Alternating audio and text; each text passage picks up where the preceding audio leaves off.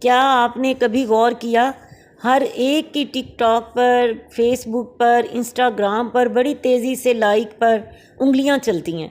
Video دیکھیں یا نہ دیکھیں، لائک کرنا ہے، سبسکرائب کرنا ہے، پر جب دین کی بات آئے تو سوچ میں پڑ جاتے ہیں، کیونکہ سنیں گے تو عمل کرنا پڑے گا، چپ کر کے گزر جاؤ۔ میری بہنوں، ایسا نہیں ہو سکتا کہ بچ نکلیں، بچنے کا کوئی راستہ نہیں۔ ہم پر فرض ہے کہ قرآن کی بات کو سمجھیں، حدیث کو سنیں۔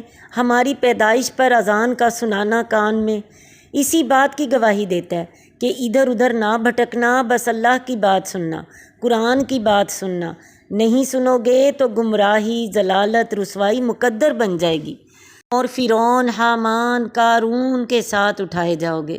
تم سے پہلی قومیں اسی لیے برباد ہو گئیں کہ جب انہیں کوئی اللہ اور اللہ کے دین کی باتیں بتاتا تو وہ کھسک جاتے یا کان چراتے، سیٹیاں بجاتے۔ اللہ ہمیں ان میں شامل نہ کرنا۔